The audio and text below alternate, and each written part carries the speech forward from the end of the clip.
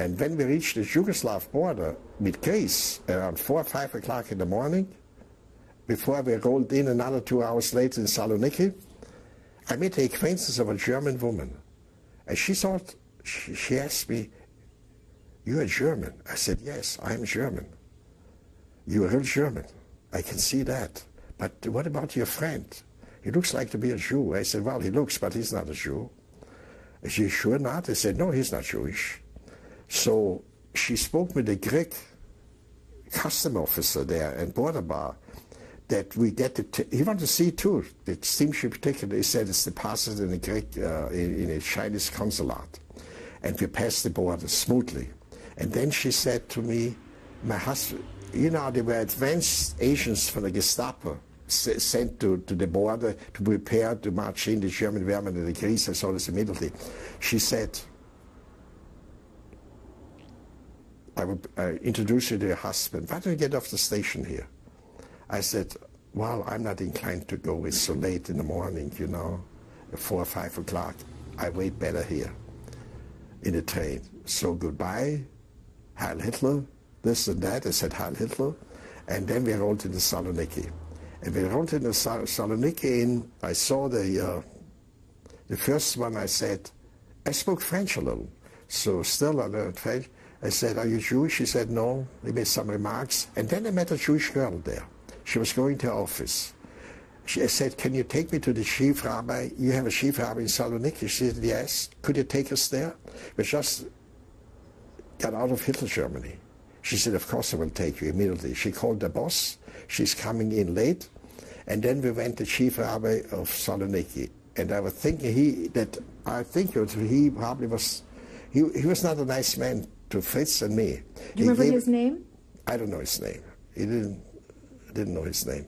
And I didn't ask him either. He gave us some money and he said, "What are you doing here?" He said, "I want to go, I have no interest to go to China at all. None whatsoever.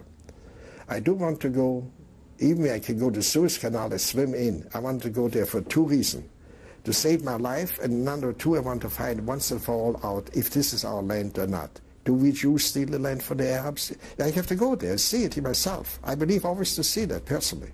So you told him you wanted to go to Palestine. I told the chief rabbi this. He said, "You got drugs in your head. There's no illegal transport going to Israel, to Palestine. None whatsoever. Okay. You're mistaken." Let's stop the tape here, please. Marvelous. Now you were talking about your...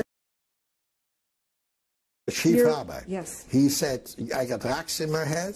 There's no illegal transportation going to Palestine, illegal, out of question." And he called a journalist by the name of Itzhaki. He came, he said, "None are going." He said he will not, in a consultation, can be sent to Germany. I said, "Well, we'll see about that." So I left, and this Jewish girl took us, she saved us our life in a way, she did. She took us to a Jewish group of people in textile industry. They're the best Jews I ever met in my life. And I told them, when Hitler comes, they will all murder you. You told that? I told them in plain English, they will be exterminated. Were they surprised to hear that? They didn't understand that. I spoke a little in French and Yiddish combined, and I told them what will happen. Do you think they believed you? I don't think they did. But they made a big collection of money. I said, "You should use that money for yourself. Get out before it's too late." It means murder. There were about maybe 500, a few hundred people there, maybe 500, I didn't count them, a lot of people. And they made a fortune. We had nearly close to $4,000. One of them had gotten illegally to Palestine. $4,000 allowed you to go to Palestine illegally. Are you saying that they raised the money? They raised the money, they gave it to you? They gave it to you as a present. We were the first Jews who came there. Nobody ever spoke there. And then we left, we went to a radio station. The train comes at 1 a.m. in the morning, and the girl left. No, she didn't want to accept any money. She went back, the whole day she actually spent with us. We arrived there around 5 o'clock and stayed till 1 till the train came.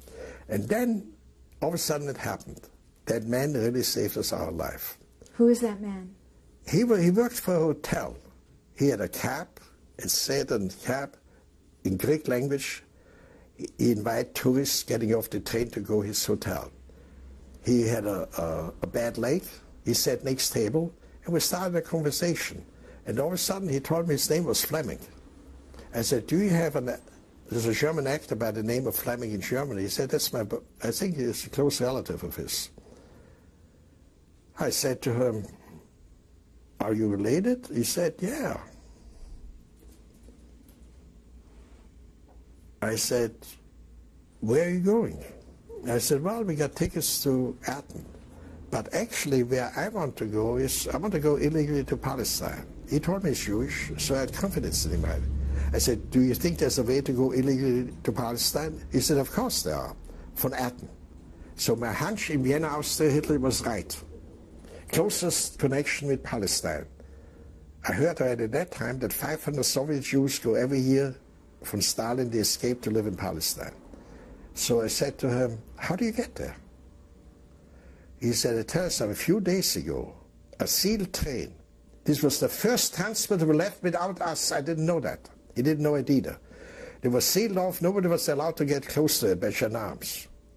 Passed through to Athens. You go, he's the director of the Hotel Atlas in Athens. He gave me the name. He would take you to Palestine illegally. I said, Fritz, we got it made. I gave him half of my fortune, what I had, I gave it to him. Before we gave it the money, we went in the restroom to, you know, drachman was worth only a few pennies, and we had so much money. We put it in the rucksack. It was, you know, the restroom, the funny restrooms in Athens, in Saloniki, you know, they can see the money was on the floor. We packed it out. We had 10,000 of drachmen. We packed it up. I gave him more than half. I said, we might need the money. He was very grateful. He had a wife and 3 or 4 children. And he said, I have a hunch he was sent by God. And then I had a little affair with this Greek girl on the train for going from Saloniki till Athens. And he said, when you reach Athens, you ask for a man by the name of Joseph. He does the same kind of work what I do. And we got off at Athens at 1 o'clock. I yelled, Joseph, Joseph. Nobody came. He should take us to Hotel Atlas. And then finally Joseph came. Joseph, a biblical name, Joseph, and he came. I said, I heard about Fleming from you. Fleming? He sent you? I said, yes. He said, we want to go illegally to Palestine. He said, come and take you to Hotel Atlas. We met the man in Hotel Atlas. I said, you have money? I said, they got money. You can take a taxi? I can take a taxi. We took the taxi to that about 70 or 100 kilometers north of Athens with Joseph and the cab driver. And when we arrived there, we met the same transport who rejected us in Vienna, Austria. We were arrested. They had a military guard. They were right-wing Jewish nationalist movement to save Jewish life. And that's it. And then he refused to take us. Wait, what do you mean you were arrested? What? The military guard. For the Betar, they had a military guard. They camped in a tent. And they looked at us.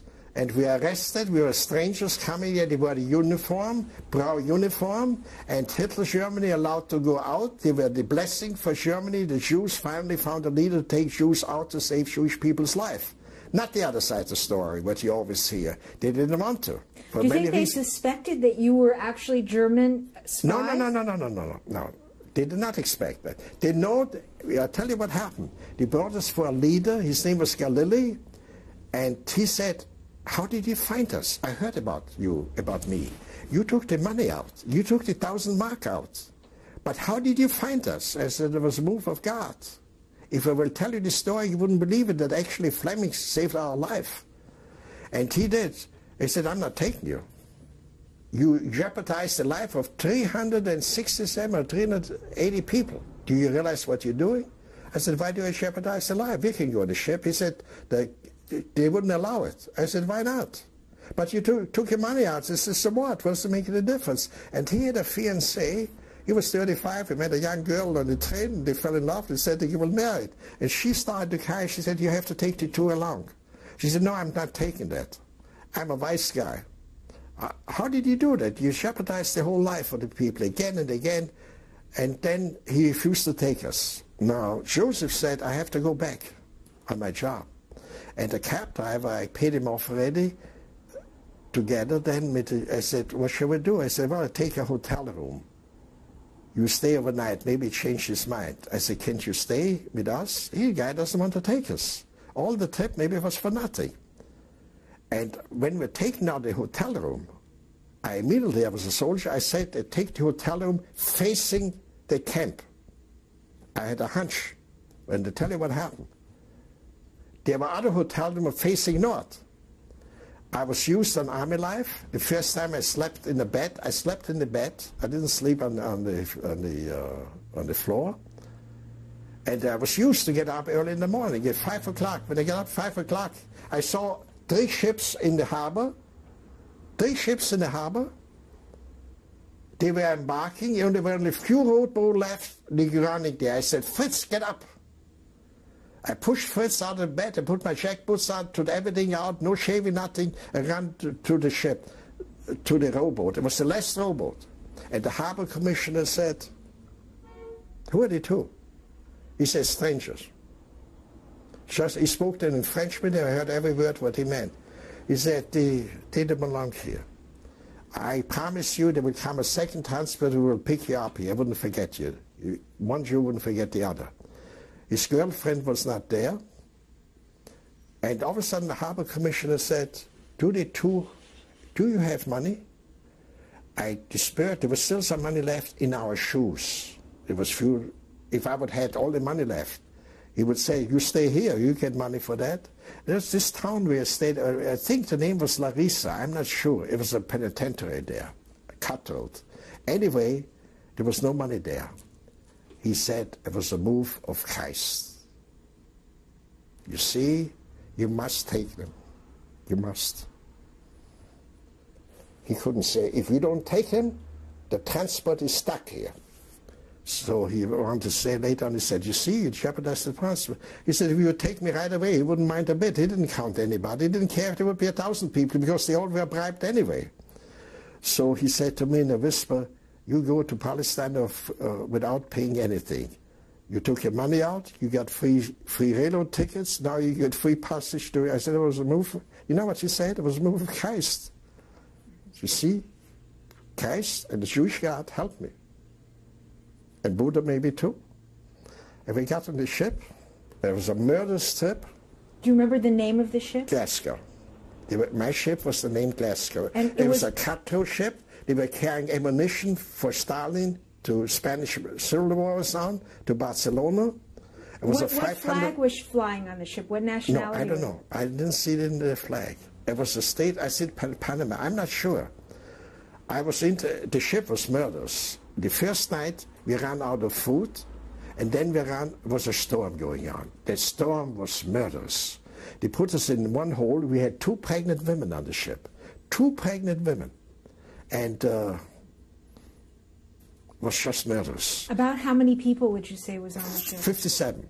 There was a ship of the civilian. The other 2 ships, they were military, the Betar movement, for the right-wing Jewish nationalist movement. They told me originally they have no civilian, but we did have civilian there, and they who paid their way in. You know, you don't know what went on there in Vienna. I saw the girl where her mother fell on her knees and gave him the apartment house, and I didn't have an apartment house to give. So anyway. And what was the nationality? What was it primarily the nationality? They were all from Austria. Everyone was from Austria. There were some Christian women too. You see, with many intermarriages, and most of the marriages where they had Catholic women. Vienna was the greatest intermarriage center in the whole world. Mostly Catholic women have Jewish husbands. Some converted to Jewish, some didn't. So they came, and some later on they had children too. So you're saying that this was primarily followers of the Betar movement? Right-wing Jewish nationalist movement. The left wing did too, but they did not get the support for the Jewish agency, we didn't get the support either. So and how many people total on all 3 ships, would you say? I said 380 something. I don't know the exact figure, but altogether the men saved, according by Ronald Reagan, the President of the United States, they saved 40,000 people's life. And he was honored by the United States government later on. Was this the first transport of its kind that left from this harbor? From Vienna, yes. It was that alive. And I tell you this, the Nazi itself, they were trying to help to get the Jews out. But Adolf Eichmann was against it. They were not very cooperative, but Dr. Perl was, I never met a man like this in my whole life. Never. I wouldn't have the courage. What I did in the army was nothing what he did. I could never have that. He's the most outstanding man I ever seen. No coincidence that the American flag was flying in 24 hours on his arm on his birthday, on his 80th birthday. And then when I lived there, I established myself later in Jerusalem. Oh, before you go there, I just want to hear a little bit more about the transport, because yes. Was there food on board? There was no food. We ran out of food. We had only stale water.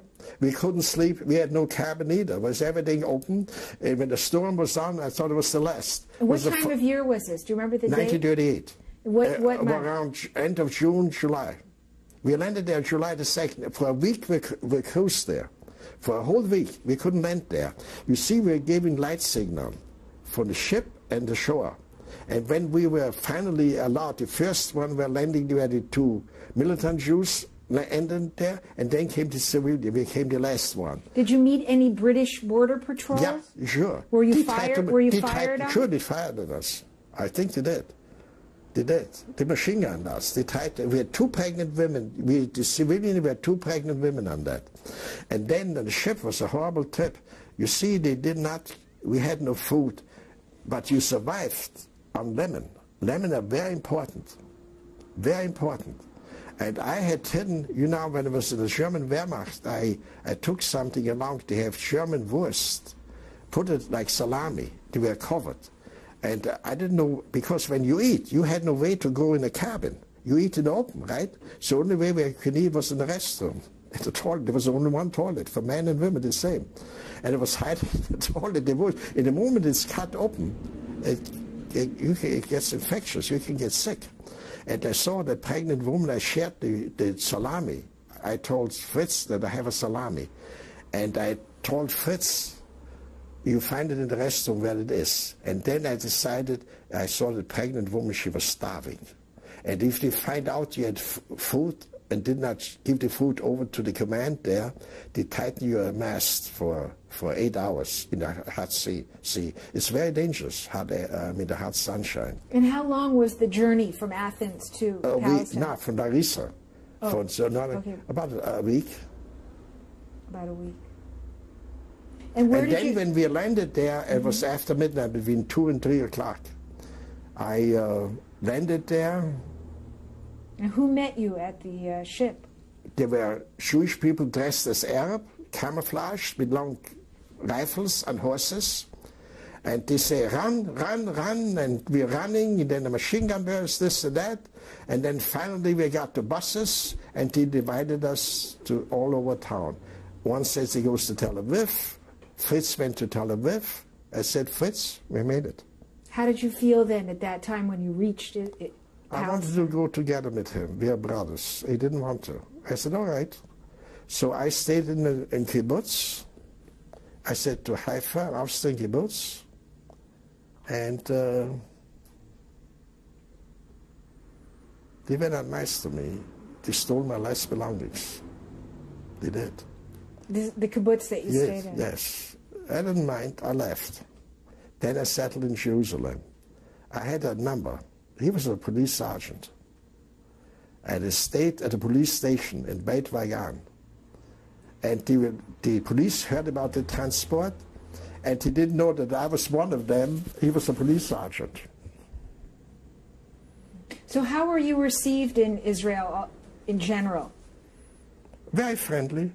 I didn't tell anybody that I illegally. The only I told was a high official of the labor movement there. And they gave me the advice. I was shocked. It was a great shock in my life. You see, I was entitled to get 4 pounds if you're single. If you're married, you're entitled to get 8 pounds. If under 2 preconditions. First precondition, you must have entered Palestine legally. The second condition is you refuse to live in a kibbutz. I refuse to live in a kibbutz for 2 reasons. I believe in the individuality of man. I had nothing. I had few jewelry pieces, sold everything to survive. And the second one, I believe that you miss something in your life. It's a communistic society, a kibbutz. We need that kind of kibbutz system. It's a wonderful system. You see, it's very difficult to make a living in Palestine. And the husband has to support the wife. And they cannot do it because there's very little industry there. And that's the reason you have a kibbutz system. Well, were you able to find work when you arrived there? Well, I worked as a bookbinder. I'm a painter. And I know carpenter work. And I survived as a bookbinder. And was there any agency that helped you settle? No agency. I found a bookbinder. He said, you give to your German Jews professors, and I have my Russian Jewish professors, and we will divide the work. I know you wouldn't steal my bread and butter.